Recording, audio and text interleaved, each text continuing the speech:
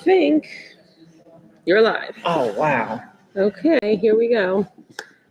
Okay, for folks that are at home, we're going to get started in a few minutes. This is a CECD2 Academic Affairs Committee meeting on January 13th. We are at Sun Yat Sun Middle School in District 2, and we have a very exciting panel for this evening for a conversation. We're going to give it a few more minutes. I am waiting for one CEC2 member who is going to join us. Oh, okay. And for everyone who's here, thank you for being here. Thank you for coming out to have this conversation. I'm very much looking forward to it. And yeah, we'll get started. We're going to have a conversation. Our three panelists are going to introduce themselves, talk a little bit about a whole range of topics related to gender identity and gender ideology. And then we are going to also make time for questions and some conversation. We're a small enough group that I think we should be able to have some good conversation. Okay, I need my glasses to see what time it is. Is the YouTube channel just like NYC CEC2 or something? Yes, what is our YouTube channel? It's CEC2. Might be CECD2. CECD2. CECD2 for District 2. Okay, well, I might move this. I want you guys to let me, will I screw it up if I move it? Yeah. Yeah? I mean, if so, that would be disastrous, but I think we'll be okay. I just want there we go. So Lisa and Ben, there we go, ta-da. See, that's what it looks like, guys, in the boxes, all right? Where's Corey? Corey's up there in that box, but when Corey speak, Corey, you want to speak for a minute? And we'll see. Let's see if the owl will detect me. Oh, it Ta-da! did. It's working. Did. Okay. Yeah. So there we go. Genius. Yeah. There we go. But here's the real test, is can it also detect the audience for Q&A? Yes. Yes, it's turned now. See the brilliance of it. So let me also say this. Panelists have to work hard in CEC2. So Corey picked up this owl and brought it here tonight for us. And Shannon, one of our audience members, lent a little bit of tech support. So thank you to our panelists and our audience so far for being very helpful. So here's what I'd like to do now. We have my co-chair in the Academic Affairs Committee is on her way, Allison. She'll be here in a moment. And let me say this as we kick off. We have two meetings scheduled right now. This meeting, which is a conversation about gender ideology, and I'm going to talk a little bit about why we're doing that in an Academic Affairs Committee. And next month in February, we have a meeting coming up about another resolution that I wrote and passed, that our council passed this term about math instruction in our district. And that's going to be in February. And that's going to be via Zoom, not in person. And we're going to have Maggie Furtado, a former math teacher at Lab Middle School in District 2, and Stephen Stowe, a parent leader, CEC parent leader from Brooklyn, who's going to come speak about how they're advocating for additional math instruction in their district. So why are we here? Before I turn to my lovely panelists and introduce them all, I just want to say that we passed a resolution in March of this year. Let me just clean this off. There we go. We passed a resolution in March of this year asking for a review of the 2019 gender guidelines. If you ask me, because I wrote it, it's very sensible and very reasonable. Some folks have been unhappy about it and have voiced that unhappiness at every single meeting we've had since then. That sort of, I am all for. I'm a big First Amendment advocate, and that sort of robust protesting is something that I want to see protected forever and ever in our country. But I also want to be mindful of the fact that when we protest exclusively about one issue, we drown out parent voices on other issues like curriculum issues. And I thought what we might be able to do in the spirit of inclusiveness and making sure that parents who want to talk about their kids' academics can actually come to our calendar meetings and be heard and have conversation, that we would take this moment in time to talk about gender identity, because it is in our schools and it is in our curriculum, and have a reasonable conversation, a thoughtful conversation now, so that when we then move on to talk about the math instruction that our Academic Affairs Committee was really founded to promote, that we will have already had a chance to have this conversation. So that being said, I'd like to introduce our panelists. So let me say this first. Lisa, you want to say something so that the camera turns towards you? Just say hello. Hello, my name is still Lisa. Lisa. There you go. There's Lisa. Lisa Celine Davis is a District 2 parent. She is also an author and a podcaster and a thinker on these issues. She's written many books, and Tomboy is a particularly wonderful one of her books that is very relevant to the conversation about gender nonconforming kids.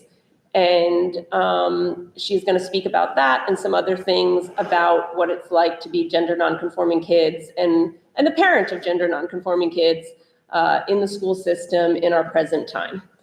We also have Ben Appel here with us, who is an award-winning writer. It's true, I know. And hello. Someone who has written some of my favorite essays about sort of about the way in which gender identity is impacting vulnerable kids today, including gay kids, and the impact, the sort of issues that gender identity has in terms of gay and lesbian youth. So we also have, so Ben, thank you for being here. And we also have Corey Cohn here, and I'm thrilled that Corey is here. I first met Corey when we, hold on.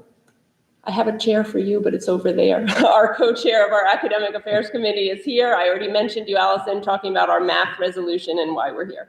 So welcome, Allison. I met Corey when Corey invited me on the Heterodorks podcast, which is a podcast I was running for office before, a long time ago. And we had a conversation about gender identity on that podcast that I thought was one of the more interesting of conversations that I had been invited to at that time. And Corey has been somebody who has been really outspoken about the impact of gender identity and gender ideology on youth. And so also a voice that I have relied on a lot and learned a lot from as a parent and as a parent advocate and parent leader in the system. So welcome, Corey, and thank you for being here. And Corey gets the credit for being the person who's traveled the furthest to be here tonight. So thank you for that. Yes, you want to bring it up? Thank you. So those are my introductions. What I would like now to do is have our panelists tell you in their own words a little bit about themselves. And what I thought we would do as a sort of combination introduction and first question is over the last many years, and this is something that's probably true of a lot of people in the audience, I've changed what I thought about gender identity, gender ideology, trans issues, whatever umbrella term you want to use.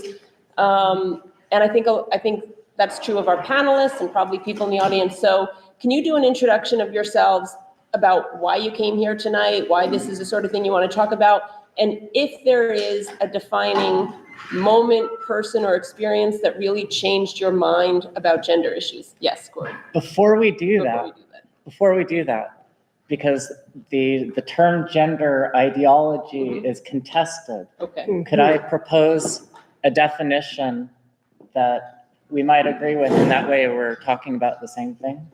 That's a great idea. All right. Please do it. So there could be more specific versions of it. I just want a broad one that kind of makes sense. I would say that gender ideology or gender identity ideology is the idea that we can self-identify our sex based on our internal insights instead of relying on material indicators of sex, like what gametes your body produces or what your genital configuration is. So it's the idea that you can substitute gender identity for sex. Is that? Yeah. Makes sense to me. Is that I like useful? it. And Okay. if there's anyone who disagrees, when we get to the question point, we can hear if people have better or different definitions, but All right. I like it and All that right. works for me. Corey, why don't you start us off about how, what brings you here, why you said yes when I call you up and say, will you come and speak Sure. to District 2 parents? Sure. When I was in elementary school, I wanted to be a girl. I prayed that I would be, and I didn't know what that meant. I just was bullied tremendously. I was on the outside of all of the male activities, and I thought that if I could be a girl, that would solve a lot of things. When I was 15, my psychologist, I waited for a couple of years before telling anybody, but when I was 15, came out to my parents at last, and they brought me to a psychologist, and the psychologist suggested that I had a diagnosis that would have been called transsexualism at the time, or gender identity disorder. And at the age of 18, I started social transition, cross-sex hormones, and at age 19, I had vaginoplasty, which at the time we called that sex reassignment surgery. And at that time, back in that age, the goal was to assimilate into the world, to try to, for all intents and purposes, live as that target sex. And I did my best to do that. But what happens when you do that is that there are very important parts of who you are that you try not to let anybody know, because if anyone finds out, that could be damaging to your relationships. It could be potentially threatening to your life if you had a close relationship with somebody and they found out. And I realized that, first of all, I can't keep lying to people about what my past was. So I started talking about that. So this was 2010-ish, around this time that I started being more public about who I was with my friends. Mm-hmm. This coincides with the beginning of the modern social movement that we call the gender identity movement, or Would you say trans rights? Trans rights, yeah, that would be another way of putting it. And what I observed is that so many of the laws and policies and things that we were reserving exclusively for women, because historically women had been marginalized in a lot of these instances, that a lot of those privileges and rights were being compromised because individuals who made a claim that their gender identity should be used as the indicator of their sex instead of their biological sex were able to prevail on those arguments. So, for example, since I've been through all the medical process, I would be able to say, even though this is a female-only space, I am entitled to be here. And this was something that a lot of people were empathetic. They would say, you've done everything that you possibly could to become as like a member of the target sex that you want. You don't have male genitals anymore. You look to us to be like a woman. Therefore, we'll create a special exception for people like you. And over time, that class of individuals who received the special exception, it expanded to the point where any person born male of any look or state of dress or anything, no amount of medicalization could make a claim that they are a member of the female class, because there are no principles establishing who should be in those spaces now, because it's no longer based on sex, it's based on a declaration of which sex you belong to, with no regard to the material facts of that body. So I realized that. Can I ask you a question? Yeah. I don't want to interrupt, but when you first observed that change, that people who hadn't done the things that you had done were now sort of accessing the same privileges or the same, special treatment, what was your first sort of reaction to that? Did you think it was unfair or wrong or a good expansion? What was your first take on that? Unfortunately, or fortunately, I don't know, the way I tend to think about things is when you start saying if A is true and B is true, and then C and D must follow, like this is sort of like a mathematical theorem. If you take all of these things as your assumptions, your stated assumptions, what has to be true at the end? What has to be true at the end is that if we think that there's a need for sex segregation at all, And I think that there's a lot of reasons why we have those needs.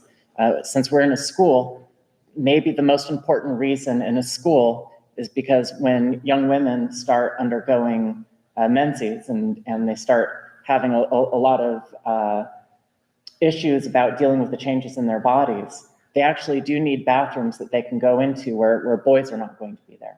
So we do need sex segregated spaces. There are strong arguments for it. If we're going to have sex segregated spaces, it cannot be on the basis of somebody's self-identification to access that space, because there is no principle that won't become a slippery slope. It has to be sex. So I had that insight.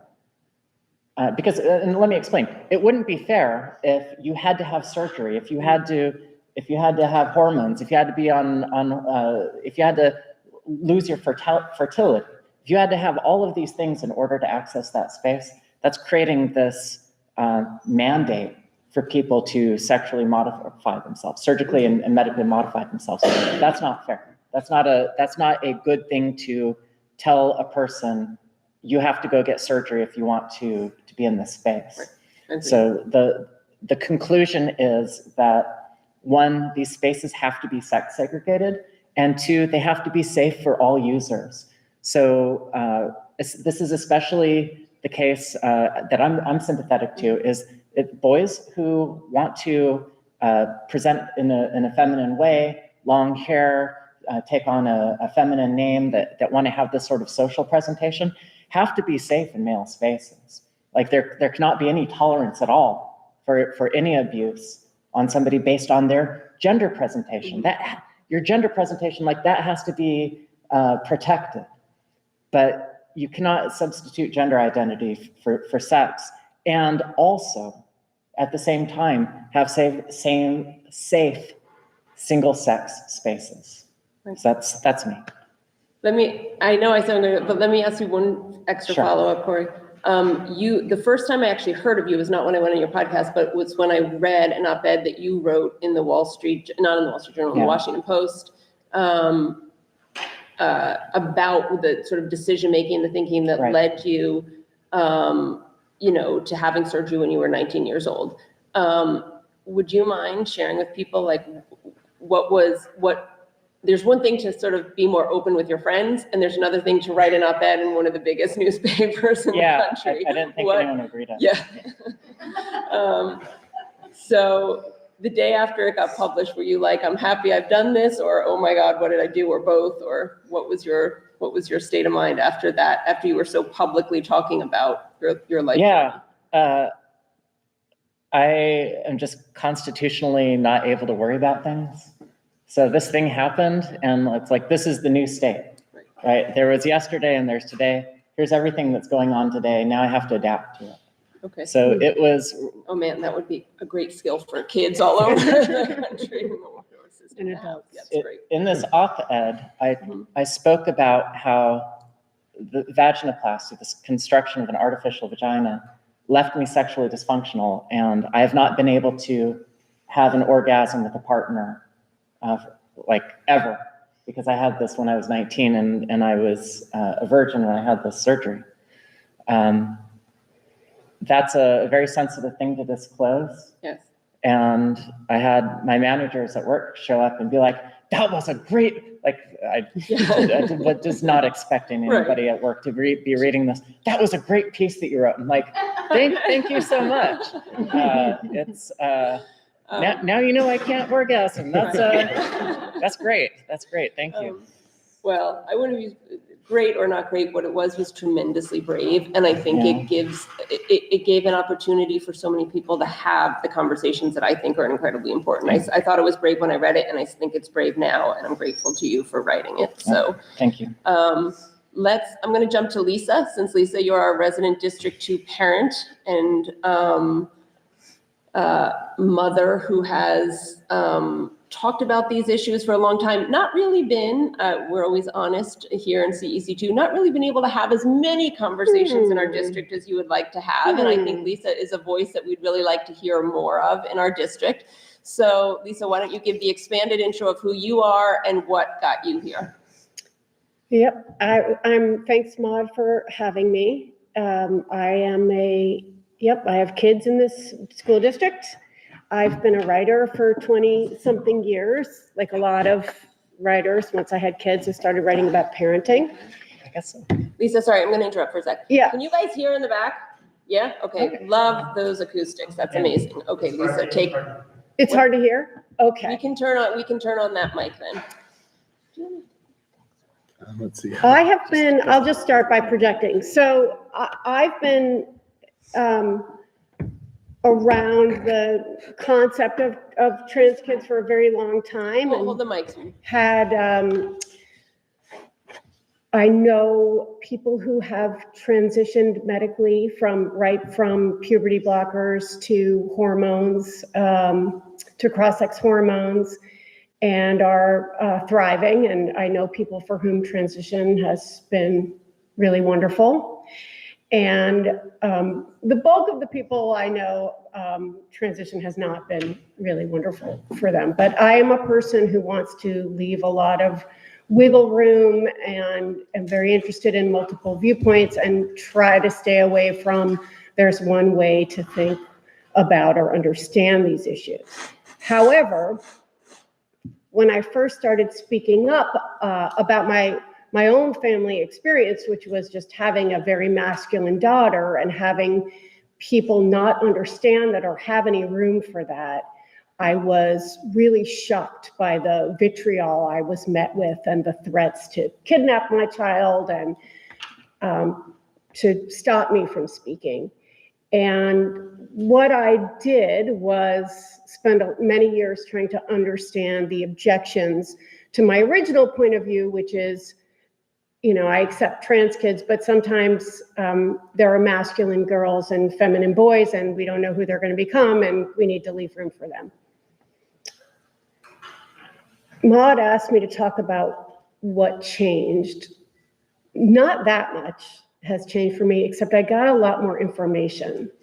And I don't want to spend too much time on what I thought and what I came to believe, but I learned a lot of different things. One thing I learned was about the desistance literature, which are a series of studies on gender dysphoric young children.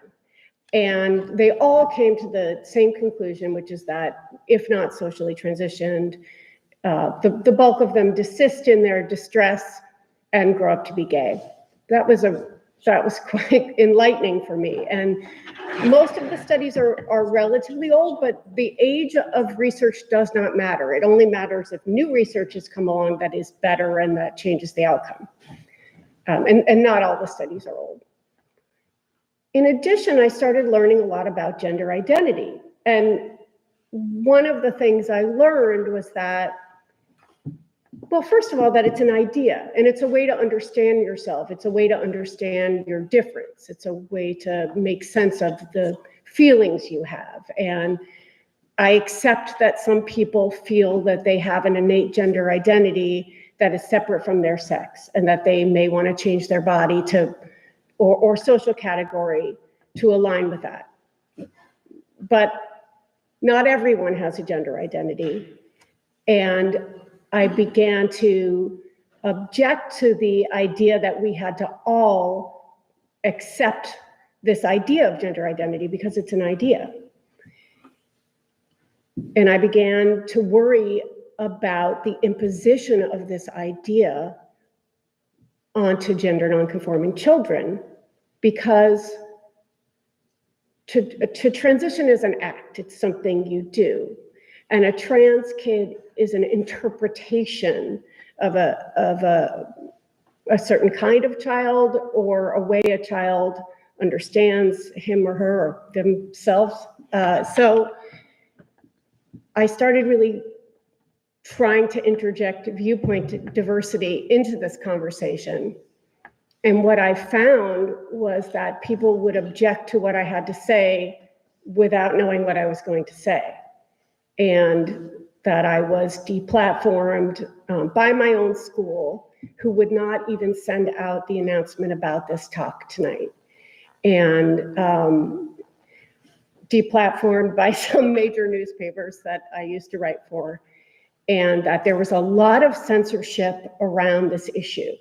And even if I am willing to come out and say, I accept that people have a belief system that I don't share, and I recognize their right to live according to that belief system, that my concerns about teaching gender nonconforming children that there might be something wrong with their bodies, or that they don't belong in their sex category because they are different, that even saying that was unacceptable and had to be shut down. And that worries me as a parent, it worries me as a journalist, but more than anything, it worries me as someone whose kids need an education. And education has to be not, there is one way to think about this, and if you don't think this way, you're a bad person. It has to be, there are a lot of ways to think about this, and let's try to create an environment in which multiple viewpoints and understandings can be heard. I'm sorry, that's boring. But anyway, I think that's my origin story too, That's a without fantastic all the origin story, and details. I have a whole bunch of follow-ups for you, but I want to go to Ben next. So that, Ben, can you introduce yourself and tell folks, both these guys here and the people at home, and by the way, I can see there's some folks who are chatting in our live stream asking about questions about curriculum. We're going to get there. We've just started. We're on introductions right now. So I have I'm going to things to turn say it over about the to, curriculum. I'm going to turn it over to Ben. Okay, Ben, thank you for being here. thank you for having me, Maud, for asking me. Thank you all for being here. This is like a hugely nerve-wracking thing for me to do. I've never done anything like this before in terms of a school. School spaces are, for lack of a better term, hugely triggering for me. I was incredibly bullied in school. So these are not my favorite spaces to return to. But I'm really glad to be here. And the reason why I agreed to speak and to be here when Maud asked me was, I was a gay kid. I grew up in a very fundamentalist Christian community. And I was taught how bad and evil homosexuality was from the beginning. But before I had even sexually matured, before I had hit puberty, I was profoundly gender nonconforming. So I was just a very, very stereotypically girly boy. And in this religious community, I didn't necessarily realize how different I was, because the point was, just praise Jesus and evangelize, and that's what your job is. But my elders were very locked into how different I was. And so it was from a very early age, it was really drilled into my head about how evil being gay was, so that when the time came, I would know, okay, this is the problem that I have and I need to address it. So once my family left that community for a whole host of reasons, when I was 12, I went to public school. And like I said, I was in this tiny community where my peers, I didn't really realize how different I was, but of course I was getting all these lessons about being gay and what that meant.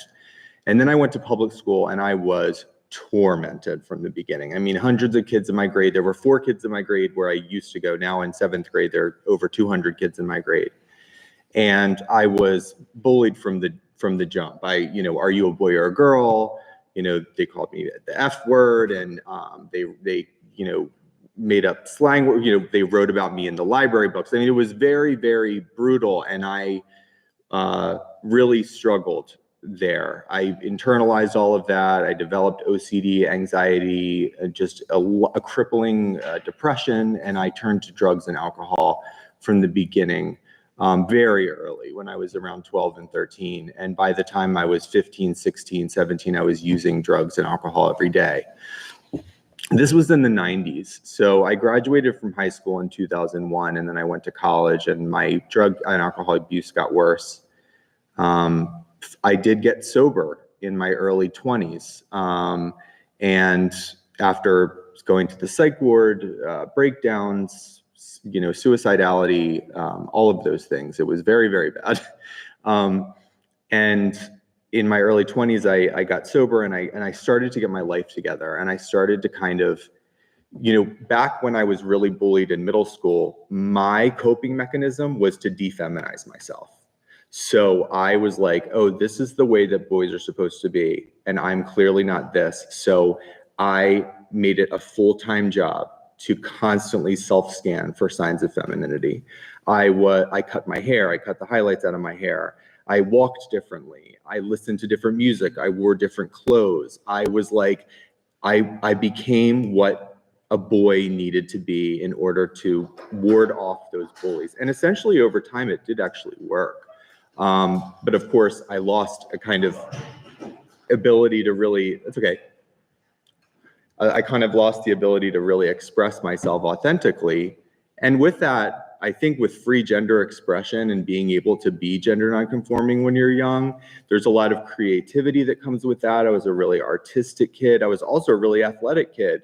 And of course, girls can be athletic, so it's not weird for me to be gender nonconforming and athletic, but I was very interested in a lot of different things. But once that was, I saw how wrong I was, I really lost a lot of that. And I became a shell of a person, and I just was very traumatized from that experience. And so that's what led me into those dark places.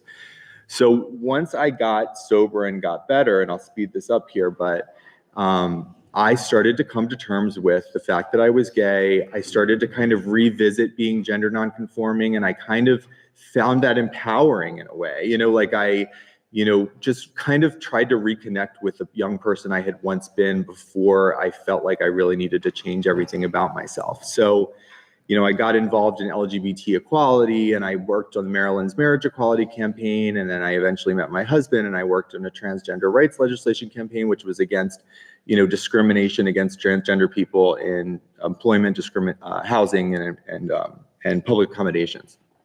And this was back in like 2013. All of these experiences prompted me to go back to school because I thought, I had become a hairdresser after I'd gotten sober, and I was in that world for a long time, but I wanted to do more with my life, and I really wanted to get involved in activism and be a writer and so on, and write about these issues, my own issues, and gender and sex and so on.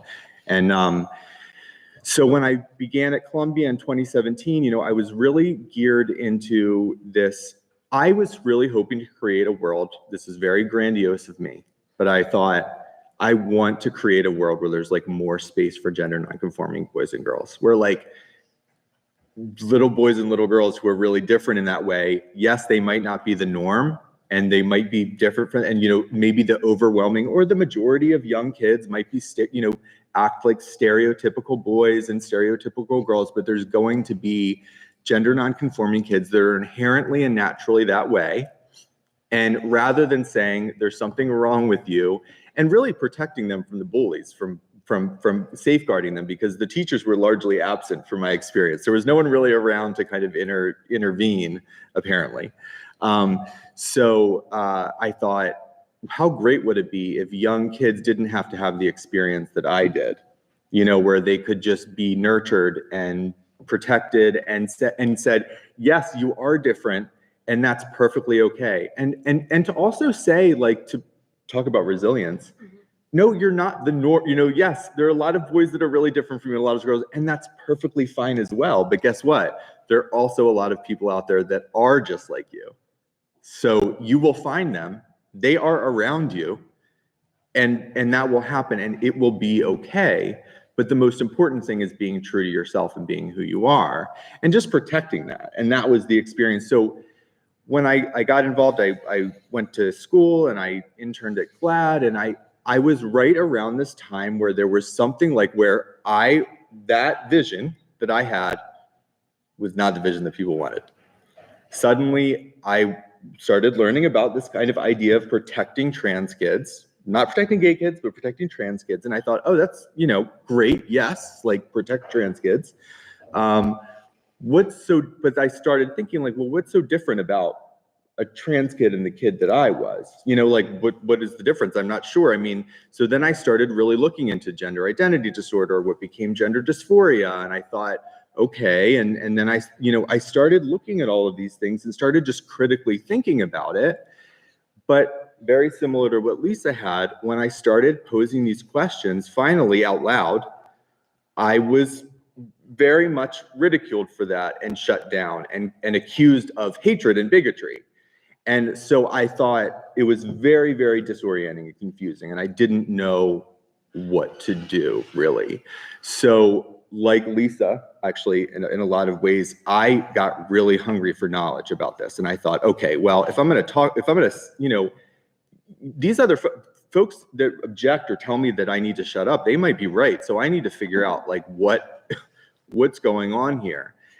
And the further I got into it, you know, you asked what was that pivotal moment. The further I got into it, I just realized that the entire practice, the medical practice of providing this kind of what we call gender affirming care for young people who identify as trans began as out of the 90s and the 2000s when in Amsterdam, these Dutch clinicians, the majority of these kids, that one kid out of the original cohort of these 70 kids was heterosexual.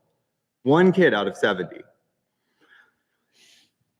So I thought, well, that's kind of weird that this is what this is based on. This protocol was developed. Ben, let me jump in, because Yeah. a lot of people might not know about the Dutch protocol. Mhm. Some folks here may, but other people might not. But let me ask a question.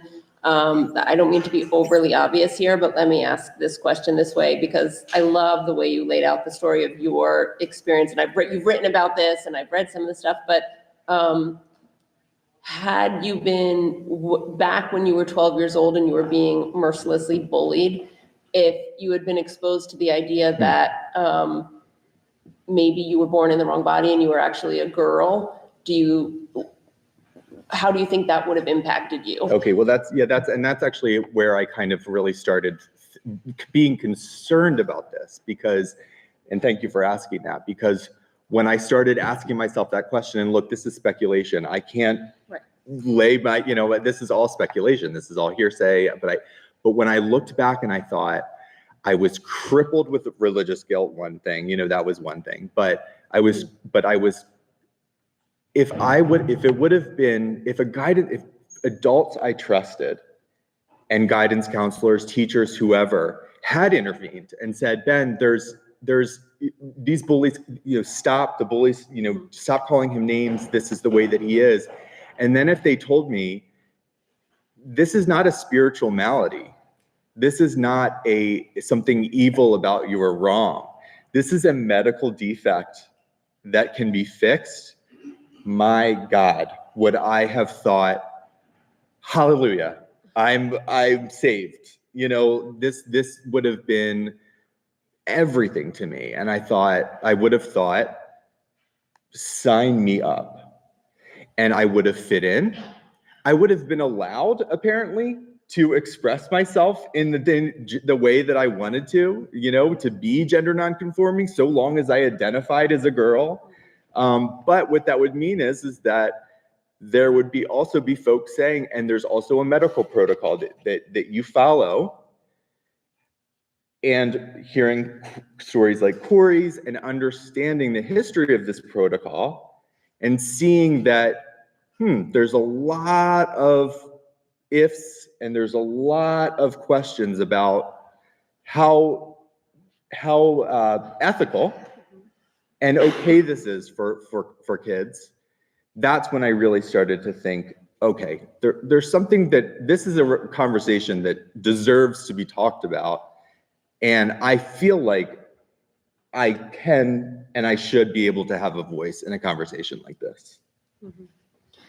Let me say, first of all, I just wanted to let Allison, if you want to say hello or sort of anything, or say, my co-chair in the Academic Affairs Committee, Allison Bowen, is here, and thank you for being here. But first of all, oh my gosh, the three of you, there's so much information that you've laid out that's so important and so great. And from just my scan of the comments that were coming in, because I can't listen and look at comments coming in at the same time, but I often get this, like a little sort of, well, what does this have to do with our kids? And what does this have to do with school? I'm a parent of 4 kids, a graduate of New York City Public Schools, and 3 kids are in the school system right now.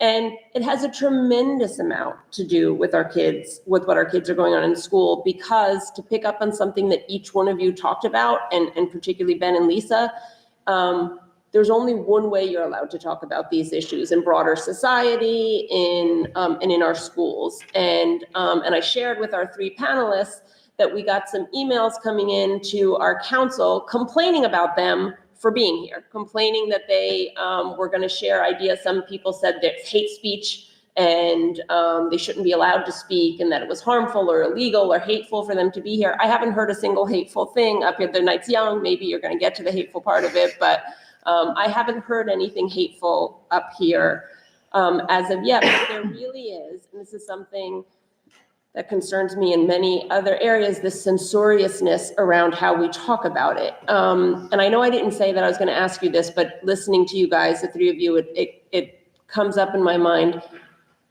And if you don't have an answer to this, or you don't like my question, we can move on to other things. But let me ask you, how do you think we went from a place where, because I think a lot of people who disagree with me completely and want to shut me up actually really do want to protect kids. They see gender nonconforming kids, and they see kids that they'll call trans kids and say these kids need to be protected. But how do you get from that impulse, which is a good impulse, protect kids, to this idea that the only way to do that is to shut up anyone who disagrees with you? Like, how did that, Corey, Corey, you've talked to a lot of podcast guests, so anyone who can answer Well, that they want. I just wanted to give I want to give a little context, because I've been writing this book for a very long time, and I did a lot of research into how did we come to be teaching about gender identity in schools, and how did we come to be teaching about it as a fact, as everyone has one, and that if you don't affirm someone else's, that they're in danger.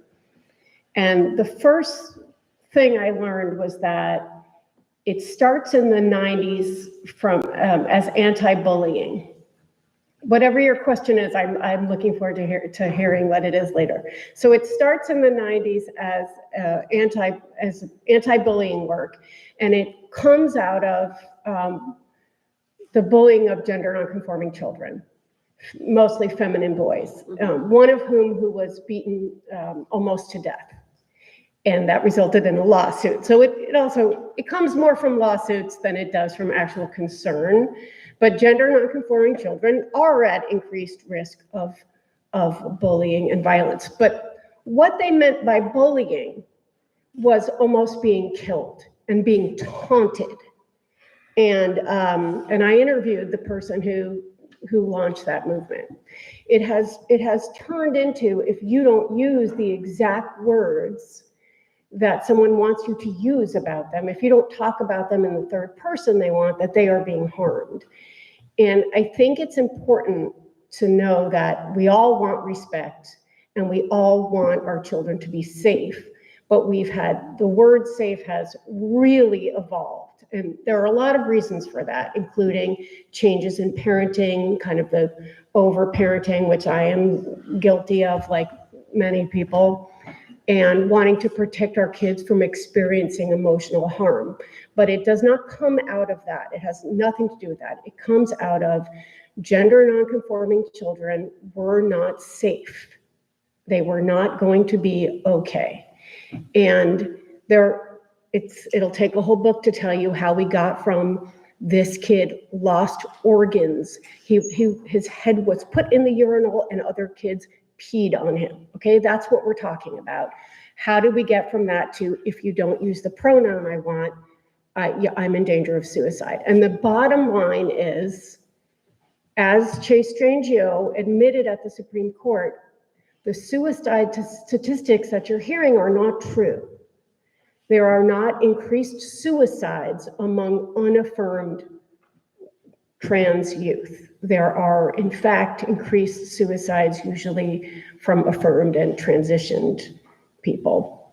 I'm not going to get too far into that, but it's very, very important that there is nothing in the history of this research that suggests that we need to only treat people in one specific way or they are at imminent risk of harm. But how that idea got lodged into our curricula so that now it is the law via Prop 1.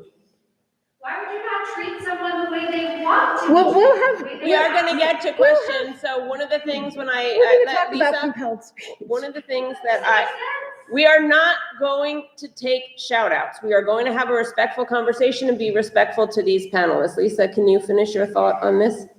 Yeah, I mean, we have different ideas of what respect is. For a lot of people, being forced the people up here don't believe that you can change sex. And we have a transsexual, we have a feminine gay man, we have a girl who would have definitely had a non-binary mastectomy as a depressed 12-year-old and who spent most of my life at before kids in a lesbian world. So we have different ideas of respect. Compelled speech is illegal and it's not respectful. And compelled belief systems. We did try to explain that there is a belief system around gender identity that we do not share. And I respect your right to believe in it, but I don't. So it's not respectful to compel me to do that. Okay, I'm getting worked up because I really don't want to, I'm not going to interrupt you. The curriculum requires us to bow down to a belief system we don't share. And it includes lessons that we have some concerns about as former gender nonconforming children and a parent of gender nonconforming children. Sorry, which curriculum are you referring to? I'm gonna take questions. I'm gonna ask, we are at about 7:22, so I'm gonna go 10 more minutes up here and then we're gonna go to questions. As a parent-led discussion, and this is not. Hey guys, How long have you? here's what we're gonna do. I am either gonna close this down and we're over, or we're gonna follow the rules. I am gonna take questions. I am gonna give you 5 more seconds to stop interrupting, and then I'm closing this down and going out for drinks with these guys. Louder and louder as well. Okay, Well, then I've raised 4 kids and I know how to shut down temper tantrums. You guys have 5 more seconds to stop interrupting and then the meeting's over. I should say that. I am going to turn it over to Corey. Corey, did you have something that you wanted to say to add to that? Yeah. that's- What does heads down do? So you Well, No, I Lisa, think- Lisa, hang I don't on, want, hang with all on, due respect, hang on this for means a also Okay, we yeah, don't. no, I was Yeah, I am prepared. I'll actually take looking, it again. let me say this. It's really There are some disappointing. people in this audience who have been super respectful and have come Thank here, you. people who have been helpful in setting up our tech, people who have been really respectful, and I want to acknowledge all of you, the people who are being respectful. So we are gonna go, also my fuse is short because I've had 10 months of rude protesters at our general calendar meetings, and so my fuse is a little shorter than it normally is. Fair enough. And I'm so blown away by the knowledge and the thoughtfulness and the wonderfulness of our panelists, and I want the parents who are at home to be able to hear this. So I'm going to turn it over to Corey now, and then we are going to get to questions when we get there. Corey, go Well, right ahead. I really like this question of why shouldn't we treat people the way that they want to be treated? Then you go ahead and answer it. Because if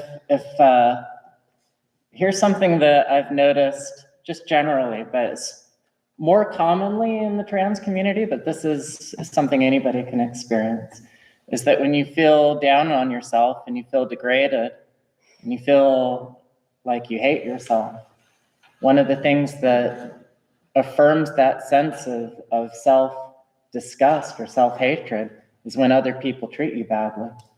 And you might want them to treat you badly. You might want them to dehumanize you. There are cases, it's not that unusual, that a young person who starts identifying as trans wants to be called it. Well, it is the pronoun that we use for the dresser and for the carpet. We don't use it for humans. That's really dehumanizing. So if you had somebody who wanted to be called it, what you'd probably need to do instead of treating them the way that they wanted to be treated is have a conversation with them and say, I'm a human, you're a human, we all have dignity. And in our language, since we use it for objects, I'm not going to call you it. I'm going to call you he or she. And in fact, I've come to the point where I don't use neopronouns for people. When somebody says I'm not male or female, In fact, all of us are male or female.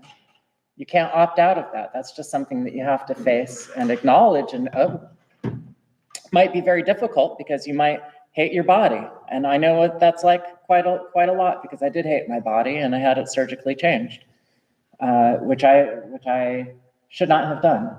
And somebody should not have told me the way that you can feel better about yourself is to have your body parts cut off. So the principles that we should use are not to treat people how they want to be treated, but that we should try to understand the underlying humanity and dignity, that we should have humanistic concepts of how we treat other people. So agreeing that somebody is not male or female is akin to agreeing that they're not part of the human race. So I think it's a good question, even though the person who asked it is ignoring the answer. But I hope that you realize that to acknowledge your dignity, I heard your question, I'm acknowledging it and trying to give you a serious and good faith answer. Thank you. Thanks, Corey. Thank you, Corey. Why don't we do this? Since people come out, this meeting's been going on for about an hour. Why don't we go to questions if you guys are good with that? Why don't we, since we're a relatively small group, if you guys want to raise a hand, or if you want to come stand up here and ask a question to anyone on the panel, to me, to Allison. Yes. Yeah, come on up.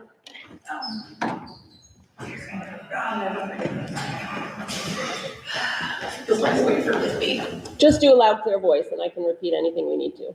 I wasn't in theater, so I'm sorry in advance. And actually, I really came up here to apologize to you three, because what I heard back there was so upsetting to me as a trans person, as a Trevor Project representative, as a crisis counselor, as someone whose life was saved by my community. I just thought it was so sad to hear your stories of not being accepted and not being heard and not being respected, and for you to then turn around and take kids who are like me at the most vulnerable moment in their lives, like you were, who were so vulnerable and so sad, and to think that you would come here and smear them and say, I would love to hear the actual Chase Strangio quote, because I follow him and I really am a fan of him, and I don't think that was, I feel like that was a very misleading use of his words, because gender affirming care saved my life, and there are so many people who are dead because people did not love them and respect them for who they are. And so many of us, like Maud said, just want kids to feel loved and respected.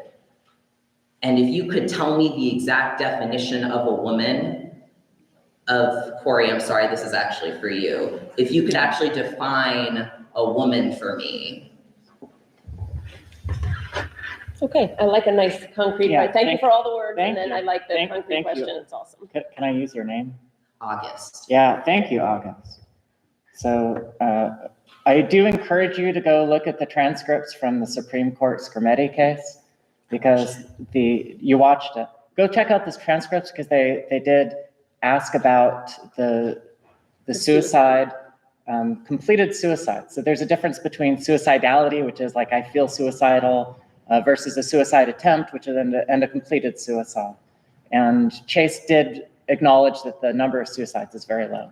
So it's in the transcript. It's worth checking out. The number of trans kids is like very low. Well, What percentage of kids are trans? yeah, it's okay. Let me just go check that out. But I don't want to debate that. But I just wanted to give you that pointer since you had some questions about it. So what is a woman? Well, can we talk about female, or do you want woman? Let's start with female. Let's start with female. I feel like you were like, Yeah. there need to be women's spaces. So what? No, I do think these I said women's female. spaces- Or Pretty female, sure I said female segregated. spaces or Sex women's. Sex segregated. Fair enough, Augusta. What do I mean by sex segregated spaces? It's by your biological plan. So if your body was developed to produce eggs, You're female, if your So body. it's just if you have eggs, If- so people. No, who aren't infertile. no. If your body's development plan was to produce eggs, you're female. If your body development plan was to produce sperm, How would you know you're it was male. hypothetical? It's If you not don't- if you're hypothetical, not born it's with it's observable, ovaries. like this. Let him answer like the, this- let Corey answer the question, please. yeah. So you can find, if you believe in science, then you know that there's instruments that can be used to determine which body plan development followed. If you have ovaries and fallopian tubes, your body plan was to follow that female development. Even in the extremely odd case where the chromosomes are XY, that female development pattern is still female. So we do have these really, really weird corner cases. But your body plan Those needs people to. are intersex, they're not really weird. I didn't say, I'm gonna ignore you for a minute because that's really rude to twist that, because I didn't Well, say. you said really weird, you said. I didn't say- Now that you've individuals asked were the question, can you have a seat and we're Yeah. gonna let our Yeah, yeah. panelists actually. I thought this was a dialogue. No, it's a not. question and an answer That's right, session, yeah. so can you have a seat So and we're gonna let Corey It's answer sort the of question. dirty to say that a difference of sexual development is unusual or weird, and then for somebody to say, well, but you're saying the people are weird. No, it's an unusual condition. I So, can talk, yeah, there yeah, give are me a two second. edge case conditions. So you are a woman if you are an adult and your body follows the female development, and you're a man, like I am, like some other people in the audience are. You, sir, I assume, are some people. Some people are male but look more feminine. Some people are female but look more masculine. But you're a man if you're an adult human male. You're a woman if you're an adult human female. There's nothing wrong with that. There's nothing shameful about that. And if you're like me and you've done something unusual with your body so that you've modified your sex traits, your sex characteristics, you may have some of the outward appearances of the opposite sex. But that doesn't make me not a man, and it wouldn't make somebody like Buck Angel not a woman. Lisa, do you want to add to that? But thank you, Corey. I mean, I feel like it's very distracting to have to argue this. You know, a woman is an adult human female, but I have met people with complete androgen insensity syndrome, and you know, there's wiggle room. That's my whole thing, is wiggle room. So when there are only two conditions, I think, that play at the categories of male and female. One is case, and that's when you are an XY male, typical in every way, except you don't have the receptors for testosterone and other androgens. And so you appear, so this whole like sex assigned at birth, this is where it comes from these couple of very, very unusual medical conditions. So someone with case their genitalia were never virilized, so they may appear female, but and they are never, their body is essentially never touched by testosterone despite being XY. And then there are people with ovotestes. So but who are generally female. I guess if we're talking about sex segregation, those would be the cases those would be the edge cases. That would be the wiggle room, and you'd figure it out. They're extremely rare. And if we're talking about the thing we're all concerned about, which is protecting these kids, right? And giving them room to thrive. That may mean your way of understanding, and it may mean that your way of understanding would not help people thrive, our kids or who these kids were, et cetera. So we have got to, most of us have not been allowed to talk, and we would be happy to sit on a panel with people with other ideas. But we are here because those other ideas are institutionalized in the school already, and most of us have been deplatformed. So we appreciate your listening to us, and we hope you have some curiosity, because the other points of views are very, very well represented. So rather than sort of arguing about what's male and female, maybe we could try to figure out how we accomplish this goal of protecting kids when the kids you're talking about and the kids we're talking about, the protections may be harmful to one or the other. Okay, I'm gonna, in the order that I saw them, I'm gonna go, I want the to wo- thank the panelists for responding to my question, and no point was I trying to argue, I was trying to bring up thoughtful questions. Thank you for that, I appreciate that. In the order that I've seen the hands, I'm gonna go to Pamela in the front, the gentleman behind her, the gentleman up here in the front, this woman over here on the side, and the woman in the back. So I'm not gonna talk, no, I have so much to say, I'm not gonna talk, and I'm gonna go to Pamela, you wanna stand up and ask your question? Yeah, sure. My question is, how does this show up in the curriculum? Okay. Lisa, do you wanna take that, or you want me to take that? I mean, it shows up, I can tell you, Can you speak into the mic? oh, sorry. It's very, so legally they have to, this DOE has to show the curriculum to us. It's very hard to get. But an example is the first day of 4th grade, my daughter was asked to create an identity web and put whether she was cisgender, transgender, or non-binary on it. So there are lessons about gender identity, and they are lessons as fact. And they include, and it's you can look up the New York City DOE regulations, guidelines, and they do say exactly what you have to do. So there's a lot of compelled speech. I don't know how that works with the First Amendment. It doesn't, but there's other ways that it shows up, I'll talk about that at the end if we have a little more time, but since I want to get to all of our questions, you want to stand up to speak, please? Sure. My question is actually related. I was wondering, from the panelists, first of all three of you are very impressive to me, and I'm so thrilled that you're here.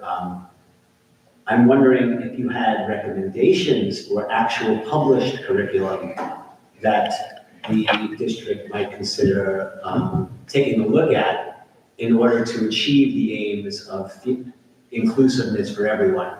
And that doesn't just include issues around LGBTQ, black, white, red hair, glasses, short, fat,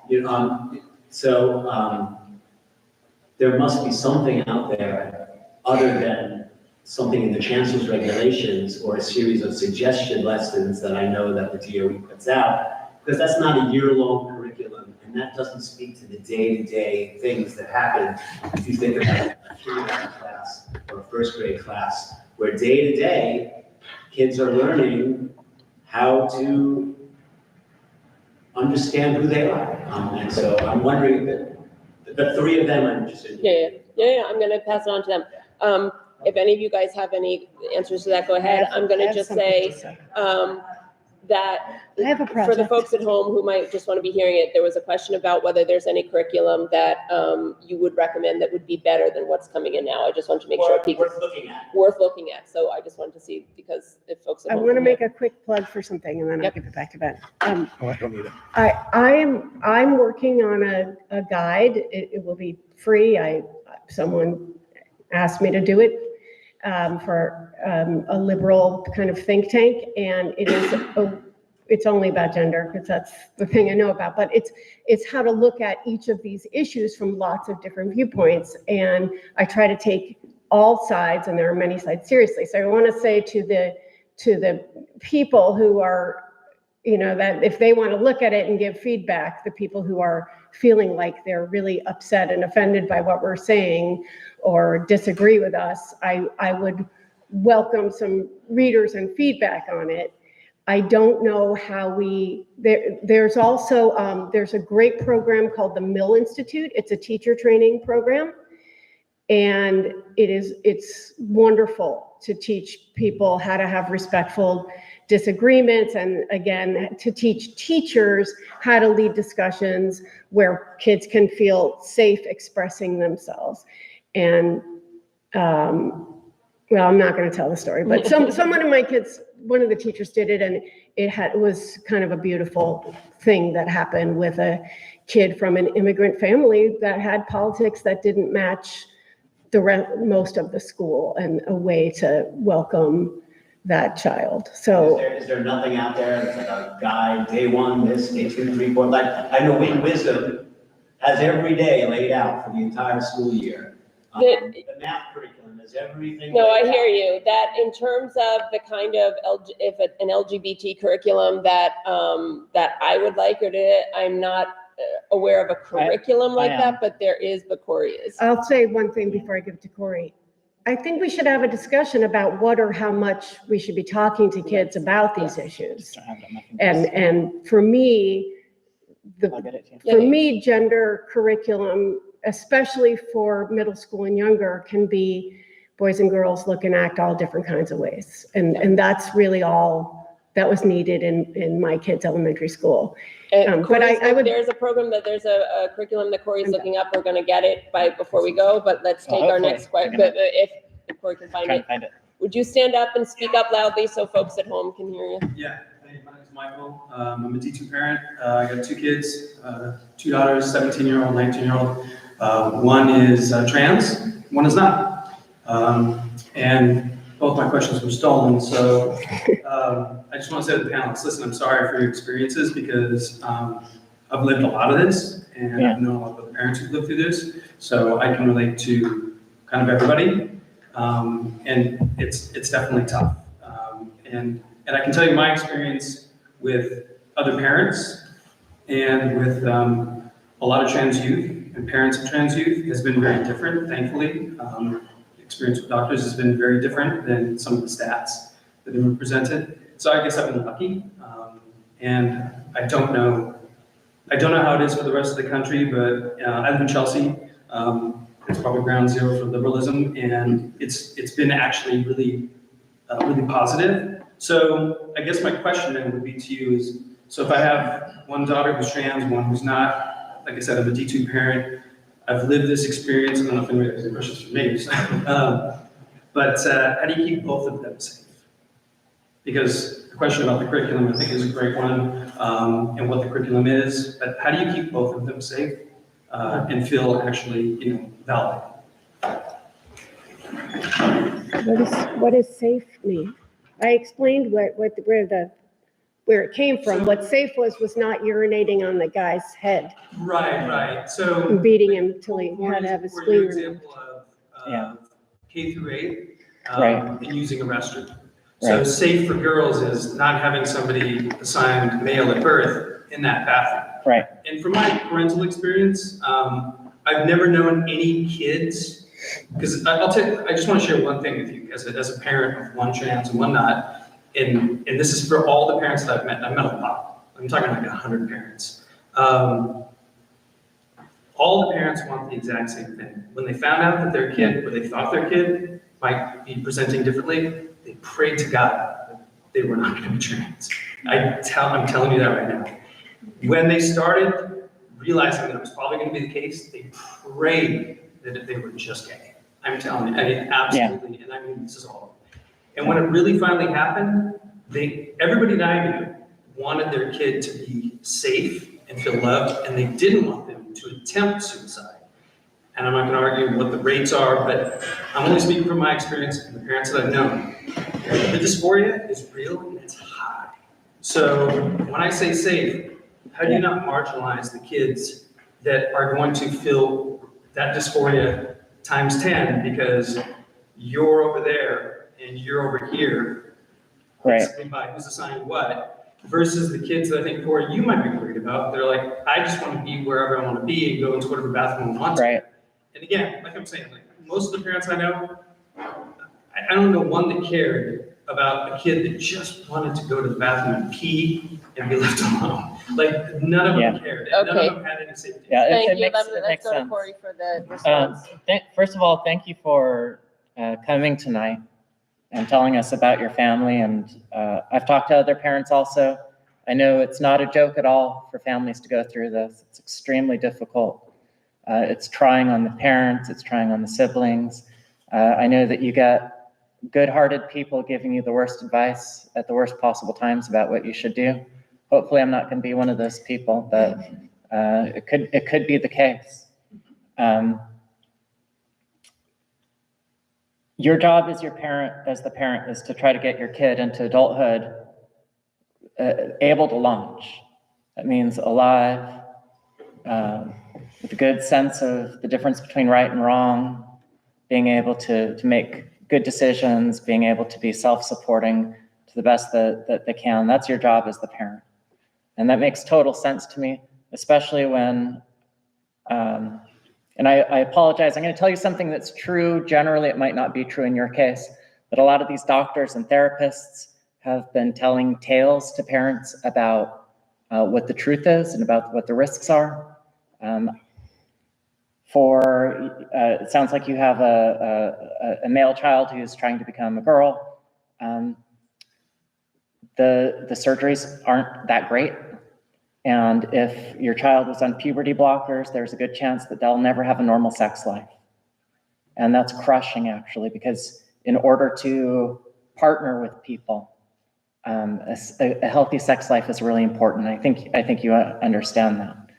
So when you think about your job as the parent to get your kids to that adult stage and that they can thrive, I have made those doctors come. the adult part of It's not. We're gonna be respectful and let the answer finish, please. That's like the rest of your life. So from the time you're about 20, if you have a nice healthy life and make it to the time that you're in your 80s or 90s, that's 60 or 70 years that you have to live with these decisions that in fact your parents made. Even though the kids are the ones who may be having the problems initially, like what you were talking about. Please let them be gay. Please let them, please let them be healthy and safe. You have to balance what's happening in the next couple of years with your child's life, with what they have to live with forever, and they will look at you in their 20s and 30s and 40s, and I can promise you, they will come for answers. They are not going to remember this time when they're adults. They're going to say, what was I really like? Was there anything else that I could have done? Was there any other treatments? And you'll be able to say, no, the doctors didn't give me any other options, because institutionally, the type of talk therapies or CBTs have been recategorized as conversion therapy, which is a term that was being used to electrocute gay children so that they wouldn't be gay, but they've expanded it so that it covers any sort of denial of that trans identity. So you as the parent, you've been cut off from options. The school districts, perhaps even this one mod, don't allow the school counselors or the teachers any options that would help a child who's experiencing some sort of gender questioning to find other options. It's all a single track. It's this medicalized pathway. And the parents have to deal with that. I don't want you to have to tell me any more about your situation, but I would say to any parent, particularly of boys who are on this transition track,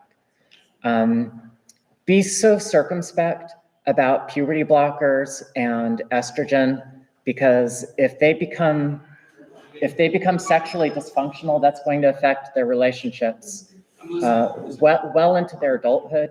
And that's a really difficult thing for people to contend with. Yeah, thank you so much. Thank you, Corey. Let's go, Lisa. I just want to say Okay, something and then we really have quick. 2 more questions from him. No one here, I mean, I would not deny, I said in the beginning, I know people who've followed the full protocol, the way the Dutch envisioned it, which is you never go through your endogenous puberty and are happy. And many people, I know happily transitioned people, and I know families who have found happiness and sense of belonging. And I have no need to deny that. I have only a need to make sure that people are getting the best information and that there isn't one viewpoint being foisted upon us all. And that's it. Very well said. Over there, I think you were our fourth question. Do you want to speak up? Sure. If you're comfortable standing up and coming up here, people will hear you sort of on the live stream better if you come forward. But I will stand up. Okay. The variance of my own experience as a parent of a non-binary child and as a volunteer facilitator for PFLAG, with what you are all saying is so dramatic. I feel like I'm in bizarro world in terms of there's only one path and that there's no wiggle room out there. Like, I've never, ever been pressured to medicalize my kid's transition. My kid is very happy and healthy and actually has chronic health conditions that I am constantly making life-changing decisions about. And I just think that's part of the package of being a parent. And when I sit in support groups with parents of children that are considering all like medical options, it's the same weight of decision that you are going to make a medical decision for your child, whether it's about transition or it's about chronic health, if it's about cancer treatments that will cause sterility, if it's about all kinds of things, you have to bear that responsibility as a parent. And will your kids sometimes question or be mad or have feelings about it? Yes. But I think that this idea, this arrogance that you are projecting for, that your experience maps onto the experience of every person who's going to go through a medical transition is a little bit galling.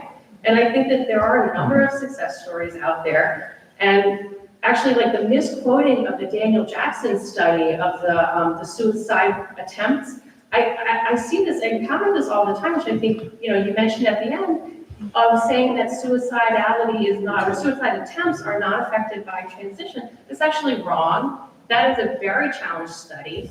It's comparing people who've had surgery with people who have never suffered from dysphoria in the first place. I'm going to ask you if you have a question. Okay, can you ask your question now, please? Yeah, I'm sorry. It's just, this is a very upsetting discussion in a lot of ways.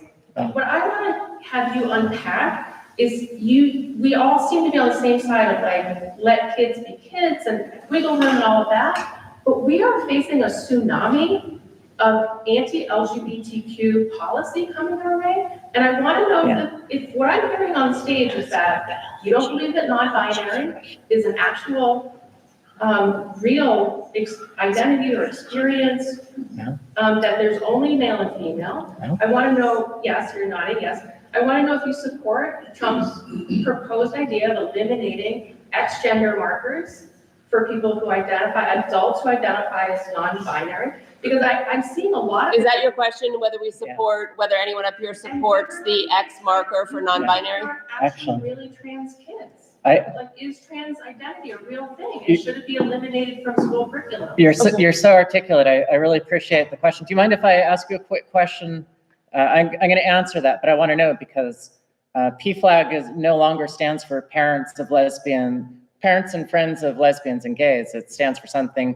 Actually, it doesn't stand for anything, right? Right, it's just an acronym. PFLAG doesn't stand for anything. Just a word. You're here in town, I assume, right? Yeah.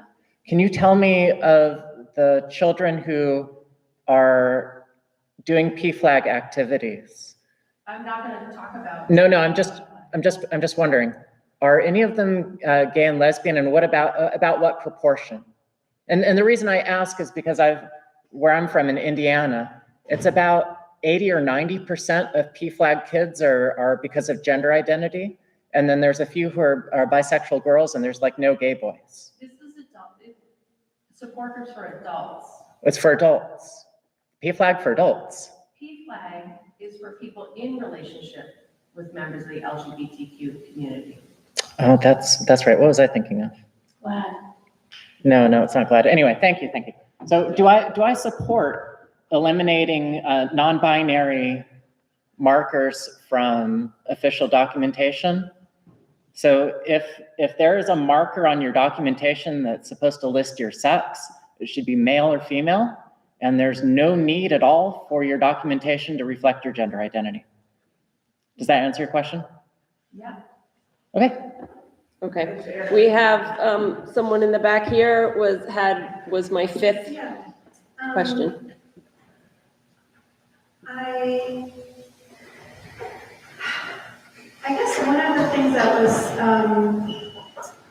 so sad to hear was about the gentleman in the middle said the lack of acceptance that you had as a teen led to some serious self-harm, and I'm sorry that you experienced that. And I would imagine that an inclusive curriculum that recognizes, acknowledges the variety of ways people can be in the world. A curriculum that acknowledges not only someone's gender identity, but their family makeup, their background, their culture, their religions, beliefs, whatever it is. An inclusive curriculum allows for all of that and teaches children to treat each other well. The way I would imagine, want all of each other to treat each other well. And I guess my question is, why can't there be space for all of that? Why can't there be space for kids who are boys who are more feminine and girls who are more masculine, and kids who know they are trans? Like, why can't it all, I don't understand, I'm not understanding the debate. I can attempt to answer that, and I appreciate that, and thank you for saying that earlier. Can you and Kathy, can you just repeat that last part of the question? Why can't there be space for? Well, yeah, she had asked, why can't there be space for, gender nonconforming kids, for, but also, And trans. but also that why can't there be Trans and gender nonconforming kids.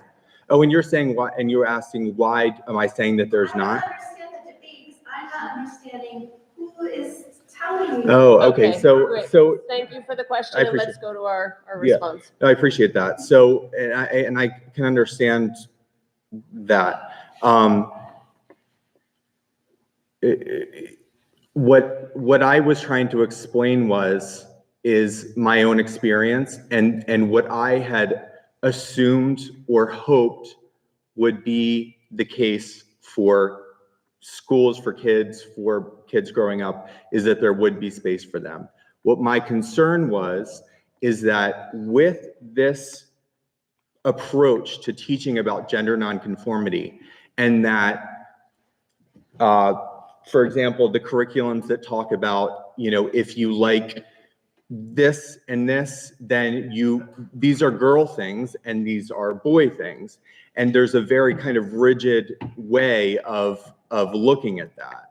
And so what my concern is that kids who would grow up to be like me, gay men, were being taught or led to believe that perhaps just because they are different, their interests are different, their expression is different, how they feel inside. If you would have asked me, how do I feel? I would have said, like a girl. There's no doubt in my mind I would have said that. So what I would love is for there to be what I believe is that every kid has a right to grow up with a body intact and healthy, to just be able to develop and mature and make it to adulthood. Do I acknowledge that there are some people who will grow up where their gender dysphoria will persist, and they might make decisions to modify their bodies to appear more like the opposite sex? I can absolutely allow that. My concern is that kids like me, there's being a disservice done to them because people are not thinking about all the routes of development that can occur for gender nonconforming kids. That's it. I could just add that, and thank you for the question. Why can't we all just get along? I would put it back to why are so many people here so hostile to incorporating our ideas? And most of the questions have assumed that gender identity is a fact. People are bringing it up like a fact. And one of the things we're saying is that you guys believe in gender identity, and that's fine. But to us, it's a kind of a religious belief that there is a separate kind of gendered soul inside the body that can be excavated or revealed, and that sometimes it matches the body and sometimes it doesn't. It's fine if you believe that. What we are asking for people to consider is that some people don't, and it doesn't make them bigots. And there are transsexuals who don't believe it. So, and we know them.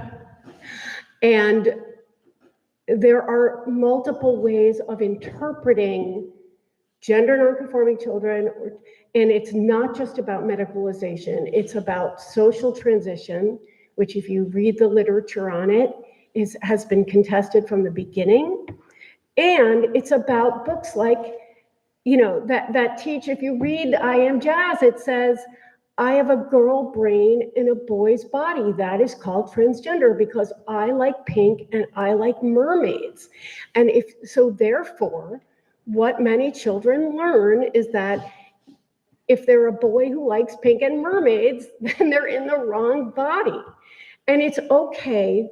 It needs to be okay for us to raise our concerns about that. No one is up here. We are not book banners. We don't all agree with each other. None of us voted for the same person for president. We are not a monolith.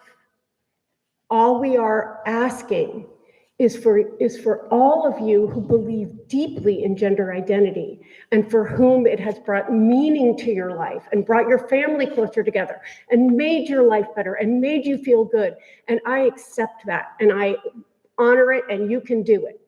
What I am asking is that you listen to those of us who are atheists and don't believe in gender identity, don't believe that everyone has one, and don't believe that if you are a boy who likes girl things, that means that there is something wrong with your body or you're not a real boy. So your question was, how can these things peacefully coexist? That is also my question. And I hope you and I can talk about it. Can I do a follow-up question real quick? Yeah, we have some folks that was so wonderfully put, and thank you, Lisa, that I'm so thrilled to hear that said so clearly and wonderfully. There were two hands of people who haven't answered. The woman in the mask in the back. The person in the mask in the back. Okay, I'm coming at this, I'm an educator, I'm cis, I have also look like a tomboy, like a guy. To this day, I am a cis queer woman. I think my questions are around this fear of not having multiple perspectives, but I don't think that, my question was very similar. It's like, why can't we have kids who are, I always say I'm lowercase GNC, like gender non-conforming, so I'll wear like pants and stuff, and have short hair, but I am definitely like a cis woman, and that is clear to me. I also studied, I also went to Columbia, and I also did an NYU just got a certificate in LGBTQ mental health stuff. So I guess one thing I want to say, comment and I have a question. I think the fear from what I'm getting is from, it's like, there's such an increase. And I want to an autistic person say that we know way more exoplanets. We have the technology to figure out, like, oh, there's all these exoplanets. There's a lot of autistic people, there are more autistic people now because of the definition has changed. So in the ways that we're measuring it, there might be more, right, non-binary or trans people, but trans people have been around forever, and so non-binary people. But I think that the rise doesn't mean that any single person, you got a little voice, about short hair, and that all of a sudden, the gender beliefs are gonna come again, right? And you say so comfortably, we're like, oh, today I might be read as non-binary, but I'm a woman. But that is your gender, identity. Like, you so comfortably said that you're a woman because that's your gender identity. So that's No. Understand. But I guess I'm curious about this idea of It's not. like a test, right? Like, oh, there's no test in your gender. I'm gonna add, would you do me a favor and get to the question? If the thing is about separating things, because some people have their menses and whatnot, aren't there also concerns about what about queer women? If I'm in the bathroom, wouldn't I couldn't something happen between me and a woman since I also sleep with women? I don't understand what those issues are. But also I will say that all the curricula, the main 3 curricula have been done by NYU's the education scorecard. They're all anti-gay, anti-trans, so that one lesson that you're, like, they're all so bad about racism and ability that you don't have to worry about that one lesson. What's the So, question? yeah, let's get to the, I'm gonna ask you to get to the question and then we're gonna get to the person in the, They're all bad, but also why do we need a test? And I still don't understand the response to this question. I'm sorry, I'm gonna give you one more time to ask the question because I'm not hearing the question. No, could you actually show some respect for people asking I'm questions? gonna ask you to get to your question so we can get the answer and then we have someone in front of, someone next. Go ahead, please. If you can get to the question now, we can take it.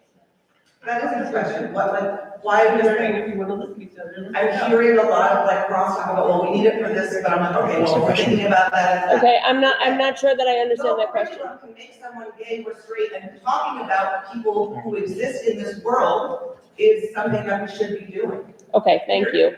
In the front here, in the blue cardigan, did you have your hand up? I did. Would you like to ask a question? I would. Oh, please go ahead then. So Corey, you had said that, like, I'm a trans mom. I'm a trans woman. And I've got 2 kids and I'm at the airport and I've got F on my passport. And I think in the universe that you're creating, like, that would not fly, excuse me. Yeah. What happens? And then you know, what happened, like, what would happen to me and my family and them? Well, depending on how you were presenting yourself, I'm like wearing that. a fucking dress. Like, Let's Yeah. please not I- first, this is a school board meeting. Oh, it's school, I can't. I use public men's spaces and it's okay. It's a little uncomfortable feeling, but you know what? Men just want to pee. It means that if you use the men's room, they're not interested in what you're doing there. They're just there to pee. Okay, I'm gonna, It's a suggestion that. Are you calling her a man? No, I said if you use the facility that accords to your sex, you don't have to worry about the men that are in there mistreating you because they're just there to pee. okay, guys, we're going to, first of all, I want to say a few things as we close up. As we pack up and get ready, there'll be time for a few more questions. Shannon, just because you were so super helpful in setting up, we took your question and Corey gave it. You don't always have to like an answer, but you have to accept that No, I don't know answers. what the answer is. Okay. I think that she is, or you are suggesting that I have to go in the men's room. You should use. I have to go in the men's room. You should use the sex space that's accorded for your sex. Shannon, did you have a question because you raised your hand and only because you were so super helpful in setting up? I'm gonna go, even though we're trying to wrap up. If you have a question, I'll take it now. Respectfully, how much preamble can I offer? Because I Very little because we're gonna wrap up. So if you have an actual question, please go ahead and ask it. Let me condense that. Okay. My concern in listening to this panel, and a lot of my preamble was going to be effectively how I'm a policy hawk who has worked on policy relating to trans and non-conforming youth. My concern in regards to the viewpoints expressed on the panel is, where does it go? We have 3 different speakers with 3 different opinions on how gender non-conforming youth, whether they exist, how should they be treated and welcomed. And I look to kind of where. Shannon, I'm gonna need a question because we do have to wrap up. What policy recommendations do you have in order to protect kids? Okay, if any of you want to answer it, I'm gonna let you, but I'm actually gonna take this for a second because the reason we all got here more or less is because, well, first of all, to back up, and I'm gonna do this in like 30 seconds or less, WhatsApp messages of mine and some other parents who I know who were talking about school-related issues were leaked to the press, and people said, that I was saying transphobic things. I don't think I've heard transphobia up here. I think I've heard folks who have different opinions than other people. You can disagree with me, that's fine. What happened is council members in our council started offering resolutions that support what the DOE gender guidelines talk about, which is, as Lisa put it very, very well, gender identity is an absolute established fact and everybody has to accept it. I offered a resolution to say, let's talk about that, right? And my council voted for it. It was a review of the 2019 gender guidelines. They've been in effect for 5 years. The resolution my council passed, CEC2 passed, didn't say the gender guidelines were right or wrong. It didn't say that they, were perfect or that they needed to change. It said they've been in existence for 5 years. There are some people who weren't included in the conversation, particularly female athletes.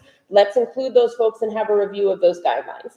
As I've said again and again, if you review guidelines, you could say they were perfectly done back when they were done. Let's keep them exactly the same, or you could say they could be changed. To your question of what should the policy be, the policy, I don't know exactly what the policy should be, although I lean up very heavily towards Corey's like sex is real and we should acknowledge the reality of sex and the importance of sex segregated spaces. But I do know that the fact that these 3 voices are only here because I and some brave parents on my council are insistent that other points of view other than the official dogma have to be included in the conversation is because there are parents all over our district and all over this city who have different points of view than the point of view that says Chase Strangio's notion of gender identity and the gender guidelines is the only acceptable way to have the conversation. It's not the only acceptable conversation, and it's not the solution for a lot of kids, some of whom are gay kids being told they're trans when they're not, and or who are being confused. And those conversations, those super important conversations, should absolutely happen. To the dad in the front, I just wanted to say to you, when you say, what about my kids? I have, these 2 kids. I think it's really important that if you walk into a classroom and kids tell you, I'm this religion, I'm Muslim, I'm Christian, that's okay. Some people can say, I don't believe people have a soul. I think that's all nonsense. And other people can say, my religion is the most important thing in my life and it's really sacred to me. Kids in our classrooms have to be able to say that about gender identity. Kids who say, I am trans and this is the most important thing in my life, absolutely have to be heard and respected and not bullied. And kids who say, oh, I don't believe in any of that, I don't think people can change sex, also have to be able to speak up in a classroom. And right now, my experience as a parent in this school system and at having talked to many, many parents, that's not allowed.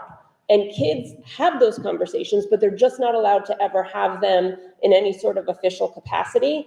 And I don't think that's acceptable. And there literally isn't a politician in this city who will say, kids should be able to talk about this. We had 17 politicians write a letter to our council and say it was hateful and bigoted just to ask for the conversation. It is never hateful or bigoted to ask for a conversation. So I could say so much more, but what I really want to say is a deep, heartfelt thank you to Lisa, Ben, and Corey for coming here. And although let me just finish my thank you to these guys. While this is a small turnout, I get it. It's actually a pretty thunderously big event because this is an official Community Education Council District 2 committee meeting that is part of the DOE. And the fact that the 3 of you shared your point of view and had things to say is the first time that these kind of views and this conversation is being platformed within the Department of Education. And it's incredibly, incredibly important. And there are a lot of kids and families who will benefit from these ideas and from your names and from your beliefs being shared and put out there. And so I'm deeply grateful to you guys for being here.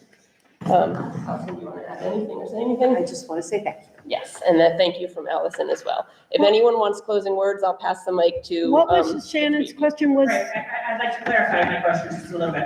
And thank you. I've spent over a decade working on policy. Just the question, sorry, because of time. What policies are you promoting or espousing, concrete policies, as in law or guideline, that you believe would protect kids, and why would those protect kids? I've only heard one policy argument so far, and it has been that people should use the restrooms assigned to the gender representative. Yeah.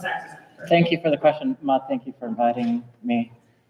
So my answer is that sex should be treated as sex, and that what we consider gender should be protected as gender expression. Boys should be able to wear feminine clothes or female coded clothes.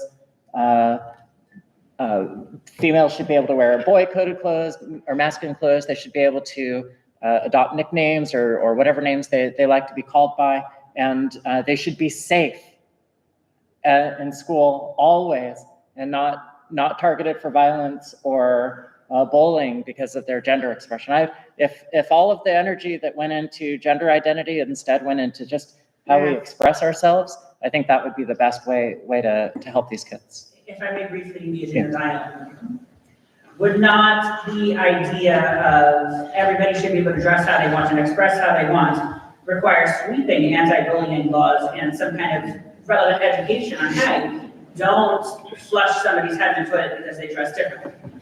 Would that not be a necessity? Because right now, I'm gonna answer that. We have sweeping anti-bullying laws. We have anti-bullying protections. We have rules about how many posters that have the phone numbers of people you can call if you're being bullied up on the walls. We have rules governing how many posters you have to have in a school. We have all of that. Anyone who's raised kids knows that, and anyone who's been around kids, anyone who's been a kid knows that you can't legislate bullying away. It's going to happen. But I appreciate where you're going with that. I do want to, out of respect, give Ben and Lisa a chance for closing comments and remarks. Ben? Yeah, I would say just in terms of policy, so I have not really thought a lot about policy, but I will try to answer you on the spot. I think that the reality of sex should be taught. I just am a believer in science and that there is male and female and that there are rare intersex cases. I believe that males and females can express themselves however they want to. When I think about young people in school, young students who are perhaps gender nonconforming, what concerns me about the way that gender is being talked about is that it's actually priming them to experience more gender dysphoria as they grow up. For example, if a young boy is saying, oh, I feel like a girl, I'm a girl, and all of the adults in his life whom he trusts are saying, you know what, we hear you, you know who you are a girl. Well, and that person is affirmed, but it's really only just to allow him to be able to wear dresses and to be able to enjoy pink and just to be himself. For me, the policy should be, actually, sex is real and you're a male, but that's okay. You can actually do all of those things. Do you see your male peers behaving really differently than you? Yes, I see that too. That's actually really normal. There are minorities of people that are like you. There are minorities of females that act way more like the boys that you really feel so different from. So if we're affirming a child and saying, actually, yes, you are that sex, you are not the sex that you are, well, certainly when they grow up and they start to mature, their body and reality is going to betray what they've been told by all of the people they've trusted in their lives, the guidance counselors, the teachers, their parents, everybody that was supposed to keep them safe has been telling them something that is not based in reality. Of course, they're going to become dysphoric and say, absolutely, a medical solution is what I need now because my body and reality is betraying what I've been told about myself and about reality. I think that kids should be taught sex and the reality of sex, and that they should be told, yes, there are people who grow up and they decide to make medical choices to try to live and pass as the opposite sex. Those are people that we would call historically transsexual people and transgender people. That is absolutely the case. But there are other people who will grow up to be gay and lesbian. And I want to be clear, when I talk about gay kids, if a kid said to me, an 11-year-old said to me, I'm gay, I would say, oh, that's nice. Well, you're 11, so you might realize that you're not, but great. If you turn out to be gay, that's perfectly normal and perfectly healthy. Gay means that you fall in love with people of the same sex. That's great. So let's move on to our math lesson. The way we make policy is we do a cost benefit analysis and we listen to multiple stakeholders, as you know, as a policy wonk. We cannot make good policy if we don't acknowledge the cost. A lot of us have spent time with the people who've paid the cost. I was on the phone for 2 hours with a girl who got a mastectomy at 14 years old and went on testosterone and ended up detransitioning and there are many of them. It's not hard to find these stories. There are families who've lost custody of their children for not affirming. We're not getting these stories. Liberals are not getting these stories because our press is so polarized. In order to make good policy, we must have a diversity of voices. We must acknowledge the cost, which include detransitioners, regretters, families that have been harmed, gender nonconforming kids told that they're in the wrong body. And we can acknowledge the benefits which are in your family, which are in your lives, which the women back there may be part of your life, that gender identity has brought meaning and joy to your life. I'm not taking that away from you. I don't have a specific policy to offer you other than to incorporate viewpoint diversity into our curriculum on this and many other issues, to make sure we are teaching children not the way to think, but how to think, and to make policy based on the real costs and the real benefits with multiple stakeholders. You seem like someone who would be willing to do that. And I appreciate you so much. And I appreciate your coming here, asking these questions, treating us like human beings with respect. And I would happily talk to you about it anytime. And I've watched the faces out here, and I've watched a lot of hostility. And I've also watched some people feel a little bit moved. And I would say we all probably were where you were at one point, and we have taken in a lot of information, a lot, and listened to a lot. I have interviewed Chase Strangio, and I have interviewed a guy at the Heritage Foundation, and everybody in between, as I try to understand how we find ourselves in a situation where saying that sex is real is considered hate speech. And I will continue to listen to lots of different people. And my request of you is try to take in what we're saying as possibly having some truth or validity and not dismiss it as bigotry. Then maybe we can come up with some decent policies. Thank you so much, Lisa. Thank you all very, very much for being here. That is the close of our committee meeting. Thank you very much. Thank you, everyone, for being here. This was uncomfortable for me profoundly, so I'm sure it was uncomfortable for all of you as well. I know you probably